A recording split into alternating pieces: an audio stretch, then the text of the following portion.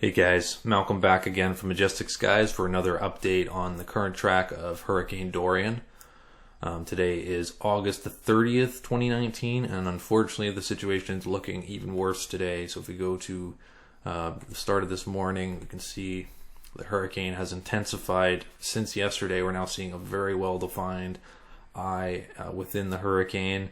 Wind speeds have also climbed as well, which was all predicted, so unfortunately, the prediction's looking pretty accurate at this point. We're also seeing pretty high dew points, so unfortunately the sea surface temperature is still very high. We're also seeing a lot more lightning within the eye wall, which you can see a significant amount actually that you don't see very often. You can see lots of lightning popping up within the eye wall of that hurricane. So Hurricane Dorian is looking like it could very well be a Category 4 storm. The Bahamas are still directly in the path, so the North Bahamas really need to watch out. They're going to be hit with the full force of this hurricane, it looks like, in just the next few days, unless this track suddenly changes significantly or the storm weakens, which does not look likely. So really big heads up for these islands. There's going to be some very significant damage at this point, it looks like, so definitely not good. And the track hasn't changed really that much. We're still seeing likely direct impact on West Palm Beach. Actually, Jupiter Beach looks like right now is kind of in the crosshairs, and then it's predicted to take a more of a sharp northbound turn, so definitely concerning. Like I said, if we go here and we go to the sea surface temperatures, there we go. You can see very, very warm sea surface temperatures. And unfortunately as well, we're seeing very low wind shears. If we go to some of the forecast models, you can see this is the GFS. This is the latest model of the GFS. So just going a little too fast there. Okay, we're just going to slow that down to maybe about that speed. All right. So this is the latest forecast for the GFS. So this is just to kind of give you guys an overview of the exact track of the hurricane as it's predicted. So you can see the hurricane moving in.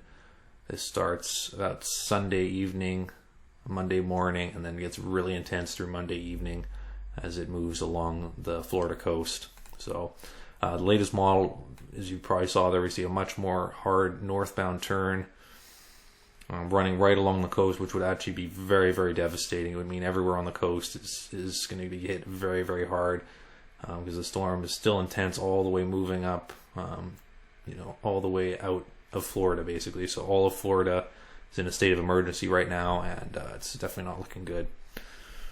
Switch over to another product here. This is the storm relative helicity, which shows the wind shear more or less. So just going to play through that, and as you can see, what we're really concerned about is there's really no wind shear to obstruct this hurricane before it hits. So we're not seeing any wind shear pretty much at all. Very, very light amount of very weak winds, and then boom, the storm hits, and there's really nothing to stop it from getting even stronger. So we're seeing some pretty extreme values here for the storm relative helicity.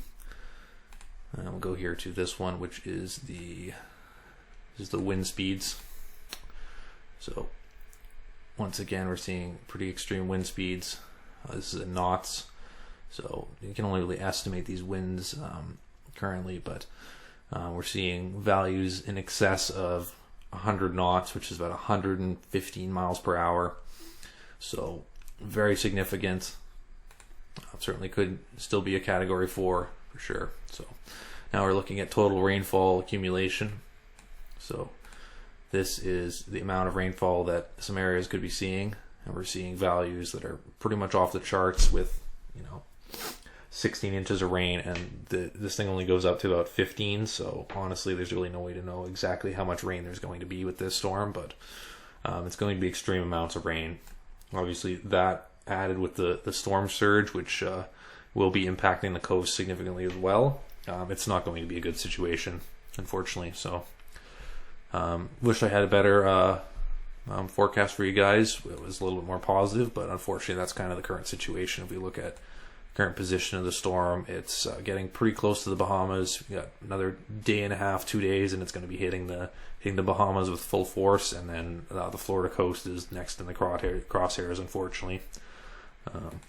These values aren't really that accurate on here, but it gives you a gist of the current situation of the storm. So, and once we get closer to the event, I will also be showing you guys these live webcams, as long as the power doesn't go out, which will very likely happen eventually. But this is Jupiter Inlet, which is right in the crosshairs right now. As you can see, everything's calm out there right now.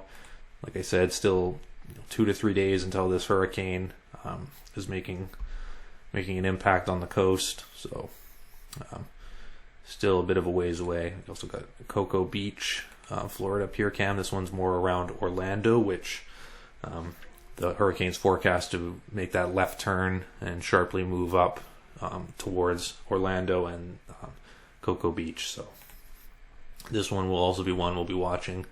I'm sure I'll find some better cams as we get closer to this hurricane making landfall, but for now, those ones give you the gist of how things are right now on the coast. Everything's calm, but unfortunately, this storm is bearing down on the Florida coast, and it's not looking like a good situation right now. So that's the current update. I will show you guys just a couple other forecast models here. If we go here to the previous loop of the GFS, you can see kind of how it's changed in the past 6 hours of the forecast. So this is the previous GFS model. What we're seeing is the storm making more of a westbound hit to the coast, which might look worse in theory, but honestly would probably be better because the storm would be running over land and weakening a lot more quickly than if it were to run right along the coast. So what we're seeing is with the previous model that it almost runs right through the coast and then makes the northbound turn. Like I said, the newer model is forecasting more of a direct northbound turn right as it hits the coast, which could be worse. The other thing that unfortunately is looking to be happening is, as you can probably tell, the storm definitely slows down right as it impacts the coast, which is very devastating in a lot of situations, because then you're getting twice or 3 times as much rainfall as you would otherwise get if the storm was moving more quickly. So that's what we're very concerned about.